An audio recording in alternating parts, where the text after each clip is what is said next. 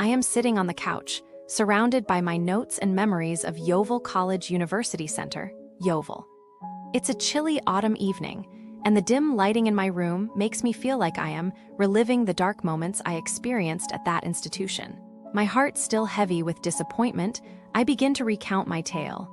As I stepped into the campus, I was struck by the lack of organization. It was like walking into a maze with no clear direction. I felt lost, and my anxiety levels began to rise. I thought to myself, how can a reputable institution like this not have a clear plan in place for its students? The lack of consideration for students' needs was palpable, and it set the tone for the rest of my experience. The courses, oh the courses. They were like a mirage promising something exciting, but ultimately leaving you parched and disappointed.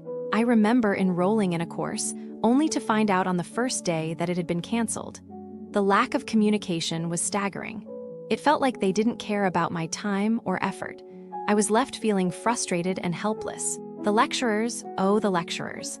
They seemed disinterested, like they were just going through the motions.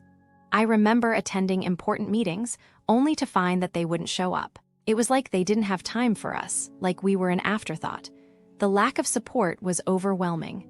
I felt like I was on my own, struggling to navigate the complex curriculum. And then, there was the issue of inaccurate feedback. It was like they were speaking a different language. I would submit my work, only to receive feedback that was unrelated to my assignments. It was frustrating, to say the least. I felt like I was being led on a wild goose chase with no direction or guidance. But it wasn't just the academics. The college itself was a nightmare. The facilities were outdated, the classrooms overcrowded, and the parking was a disaster. I remember living in College Green, and the constant noise and disruption from the students and staff was unbearable. It was like they didn't care about the residents living in the surrounding areas. The lack of consideration was astounding. I am not even going to get started on the careers advice. It was non-existent. I felt like I was on my own, left to navigate the complex job market without any guidance or support. It was like they didn't care about our future, like we were just a means to an end.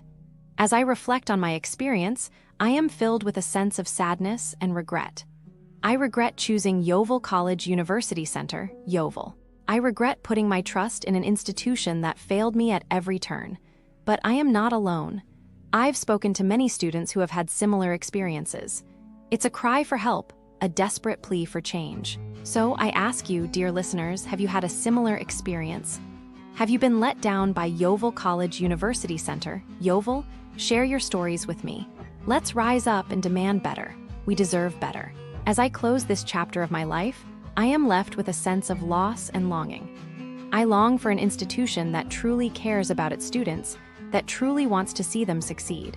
I long for a place that is dedicated to providing a quality education, not just making a profit. I long for a place that is honest, transparent, and accountable. But until that day comes, I am looking into crimes near Yeovil College University Center, Yeovil, and it feels heavy to share.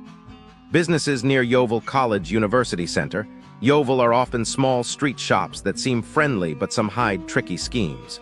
One of the biggest recent scams involved a local man named Ben Millen from Roping Road. He was charged with 4 counts of fraud by false representation. He apparently set up fake discount offers inside a few clothing stores close to the college center and took cash from tourists who thought they were getting a bargain. The victims probably left the shop feeling embarrassed and maybe asked the police for help. I can imagine they tried to get a refund, but the shop closed early and the money disappeared. The scammer likely faced a court hearing and might be waiting for a sentence, while the tourists probably left Yeovil feeling wary and unsure about shopping again. Businesses near Yeovil College University Center, Yeovil, are also known for the odd pop-up fake shop that appeared to teach people about counterfeit goods. The display showed fake cigarettes with rat droppings and perfumes laced with urine. Tourists who walked in expecting a regular souvenir shop could easily have bought a fake item, thinking it was a local specialty. After realizing the truth, they probably felt sick and threw the product away, maybe reported the stall to police. The organizers of the pop-up probably faced fines for selling dangerous goods, and the tourists likely left the area with a sour memory of their short stay. It is sad how simple visits can turn into these confusing traps, Isn't it? You are smarter than those scammers, right? I hope everyone can see the truth behind the pretty shop windows. I'm about to walk you through what you can really expect from the businesses that sit within a short stroll of Yeovil College University Center, Yeovil. The picture that emerges is one of frustration, disappointment, and a touch of chaos, and I feel it is my duty to warn you before you step into this neighborhood. First, the whole area feels like a place where promises are made and then promptly broken. Whether you are looking for a shop, a spa, a restaurant, or a simple coffee break, the common story is the same: the service is either missing, the facilities are poorly kept, or the price tag does not match the experience. It is as if the whole district is stuck in a rehearsal of bad customer service, and the audience, us, the travelers, are left holding the popcorn while the show goes on badly. The shopping hub in the heart of the town, Quedham Shopping Center, feels more like a ghost town than a bustling market.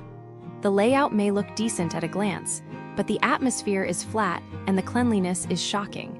Visitors talk about toilets that look like they have never seen soap, and a parking system that fines you even when you have just paid. The overall vibe is one of neglect, and the few shops that manage to stay open do not inspire confidence. It feels like you are paying for a ticket to watch a building that has lost its charm and is haunted by unpaid parking tickets. Moving on to the Aqua Sauna Forest Spa, the name suggests a serene hideaway, yet the reality feels more like a crowded playground for adults. The day is meant to be a relaxing escape, but the rooms are too many to find a quiet spot. The sauna is packed, and the staff appear overwhelmed and indifferent. Guests report long queues for every amenity, loud conversations that break the peace, and a cafe that treats you as if you are an inconvenience. Even the massage room seems to have lost its purpose, offering only a brief, rushed session that leaves you wondering if you just paid for a rushed hug. The Italian restaurant Tamburino tells a story of a kitchen that cannot keep up with basic safety and honesty. The food itself is often described as a nightmare for anyone with allergies, and the staff seem to ignore warning signs that could prevent serious reactions. Reservations are treated like a suggestion, with phone calls demanding you change your time or leave early. Even the wine is served in an odd plastic bag, and the service can turn from friendly to outright rude in the same breath.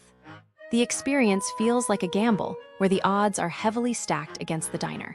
Casello, a place that should be a comfortable spot for families, ends up being a place where service collapses under simple pressure. Diners talk about missing cutlery, drinks spilling on their hair, and meals arriving cold. For those with dietary restrictions,